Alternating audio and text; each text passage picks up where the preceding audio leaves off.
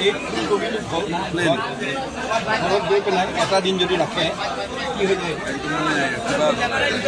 ওলা কালাৰ হৈ যায় প্ৰচেছৰ নিচিনা হৈ যায় খাব নোৱাৰি তাৰমানে আমি এনেকুৱা ধৰণৰ আছে এনেকুৱা ধৰণৰ ফুলকবি আমি খাই আছোঁ এই ফুলকবিটোৰ অৱস্থাটো চব মানুহটো ভাল বুলি ভাবি কিনিলৈ যাব এইটো আমাৰ ঘি অঞ্চলৰ পৰা আহিছে সেইকাৰণে এই বস্তুখিনি আমি চাব লাগিব আৰু ৰাইজ সজাগ আৰু সচেতন হ'ব লাগিব দেই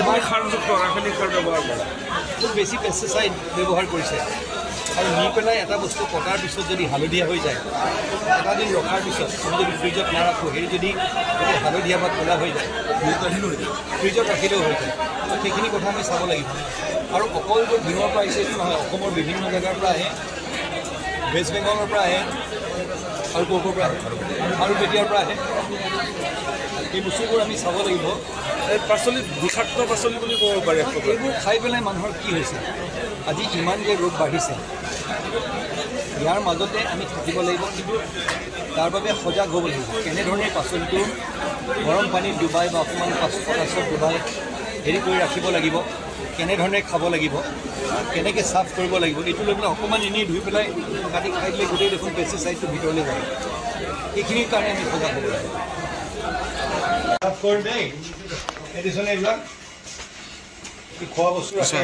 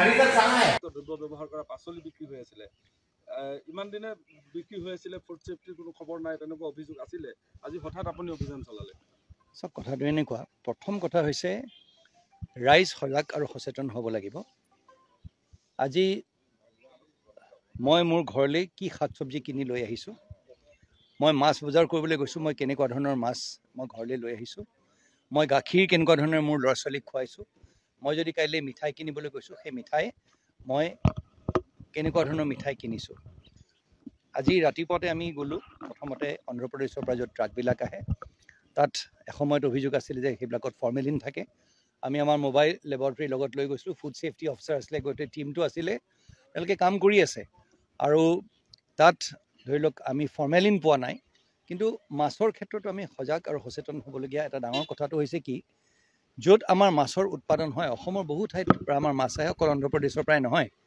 আৰু সেই মাছবোৰ আমি য'ত তাত উৎপাদন হয় বহু ক্ষেত্ৰত এটা খুব আনচাইণ্টিফিক এটা পৰিৱেশ এটাত সেই মাছবিলাক ডাঙৰ কৰা হয় গুৱাহাটীৰ পৰা অহা বহুত ট্ৰাক আমাৰ মৰিগাঁও আৰু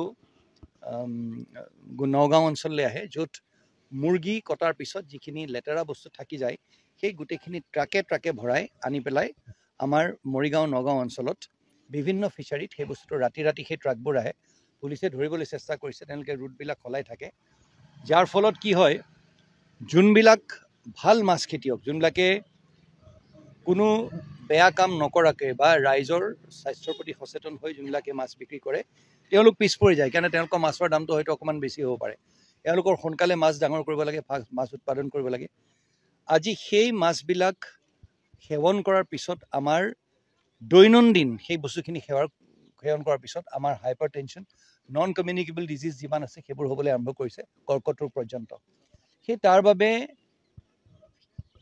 এওঁলোকে যাতে বেপাৰীসকলে যাতে তেনেকুৱা ধৰণৰ কাম কৰিব নোৱাৰে আৰু বেপাৰীসকলকো মই তাত হেৰি কৰিব নোৱাৰোঁ তেওঁলোকক দোষাৰোপ কৰিব নোৱাৰোঁ কি কাৰণে প্ৰডাকশ্যন কোনোবা বেলেগ এটুকুৰা জেগাত হৈছে আজি আপুনি দেখিছে বিয়াত ছাপ্লাই কৰা ডাঙৰ ডাঙৰ বিয়াত ছাপ্লাই কৰা। মই মানুহজনৰ ভদ্ৰলোকৰ নাম নলওঁ, কিন্তু তেওঁ লাইচেঞ্চ নোলোৱাকৈ সম্পূৰ্ণভাৱে ঘৰুৱা ৰন্ধন গেছেৰে তাত বনাই আছে। ডাঙৰ কুকুৰ ৰাখিছে কাষতে, এটা কদৰ্যময় পৰিৱেশ। সেই তাত গোটেই যোনটো ডালডা ঘি, যোনটো ক'লা ক'লা চামনি হৈ গৈছে, সেই ডালডা ঘি তলত পেলাই ৰাখিছে। তাৰ ওপৰত যিমানখিনি লেতেৰা বস্তু আছে, য'ত এইপিনে ৰান্ধি আছে, এইপিনে মিঠাই বনাই আছে, আৰু সেইখিনিয়ে গৈ কাইলৈ আমি বিয়া এখনত খাম। মানে আমি যেতিয়া বিয়া এখনলৈ যাওঁ, এজন মানুহে নিজৰ ল'ৰা বা ছোৱালীক কিমান আশাৰে বিয়া পাতে, আৰু সেই কণ্ট্ৰেক্ট লোৱা মানুহবিলাকে কেনেকুৱা ধৰণৰ চেলেড আমাক পৰিৱেশন কৰে, ক'ৰ পৰা সেই বস্তুখিনি আহে, আমি সজাগ আৰু সচেতন হোৱাটো প্ৰয়োজন। আৰু প্ৰশাসন সেইটোৰ প্ৰতি এটা কটকটীয়া ব্যৱস্থা কৰাটো প্ৰয়োজন, কমচে কম চেষ্টা কৰাটো প্ৰয়োজন। আজি সেই চেষ্টা আগবঢ়োৱা হৈছে। আজি টীমটো লগত লৈ পেলাই আমি তাৰপিছত চব্জি বজাৰলৈ গৈছোঁ। চব্জি বজাৰত গৈ ফুলকবি আমি দেখিছোঁ। ফুলকবি চব্জি বজাৰৰ ছেক্ৰেটাৰী ডাঙৰীয়াই নিজেই কৈছে যে যোনটো 3 মাহ লাগে সেইটো এমাহৰ ভিতৰত ডাঙৰ কৰি দিয়ে। তেওঁ নিজে এটা ফুলকবি দাঙি পেলাই দেখুৱাইছে। সেই ফুলকবিটো আমি আমাৰ ল'ৰা ছোৱালীক গৈ পেলাই খুৱাওঁ। যোনখিনি পেষ্টিচাইডৰ ৰেচিডিউ এতিয়া আমি লৈ গৈছোঁ, সেইখিনি গধূলি ৰিপৰ্ট ওলালে আপোনালোকে গম পাব। প্ৰতিটো বস্তুত আপোনাৰ কীটনাশক যোনটো ৰাসায়নিক দ্ৰব্য আছে সেইটো লাগি আছে। এতিয়া সেই বস্তুটো যেতিয়া তেনেধৰণেৰে আমি গৈ পেলাই খাওঁ, ঠিক আছে, এটা কথা হ'ব পাৰে যে আমাৰ বেলেগ কোনো বিকল্প নাই, ঘূৰি পকি তেনেকুৱা ধৰণৰ বজাৰখনে হয়। এতিয়া সেই পাচলিবোৰ আমি কেনেকৈ ধুব লাগে, বা কমচে কম সেই জেগাবিলাকত য'ত সেই কীটনাশক দ্ৰব্যবিলাক প্ৰয়োজনতকৈ বেছি প্ৰয়োগ কৰে, এতিয়া ইউৰিয়া অকণমান হ'লেও দিব লাগে। এতিয়া নেনো ইউৰিয়া পৰ্যন্ত আহি গ'ল।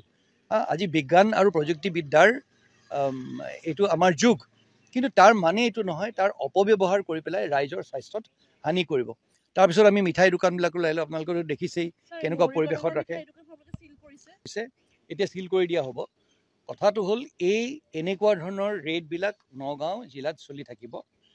মই এটা কথা মই ক'ব বিচাৰোঁ, ৰাইজে সেৱন কৰা যোনবোৰ বস্তু যোনে বিক্ৰী কৰে, সেই তেওঁলোকে যদি এনেধৰণৰ বস্তু বিক্ৰী কৰে যোনবোৰ বস্তু ৰাইজৰ স্বাস্থ্যৰ বাবে হানিকাৰক হয়, বিধিগত ব্যৱস্থা তেওঁলোকৰ বিৰুদ্ধে লোৱা হ'ব। আৰু সেইটো তেওঁলোকে যাতে সতৰ্ক হৈ যায়। আৰু তেওঁলোকক মই অনুৰোধ কৰিছোঁ যাতে সেই এনেকুৱা ধৰণৰ, কাইলৈ তেওঁলোকৰ ঘৰতো ল'ৰা ছোৱালী আছে। মই মিঠাই বেপাৰীজনক সুধিছিলোঁ, এই বস্তুটো আপুনি আপোনাৰ ল'ৰা ছোৱালীক খুৱাবনে? বোলে নাই, মই মোৰ ল'ৰা ছোৱালীক নোখুৱাওঁ।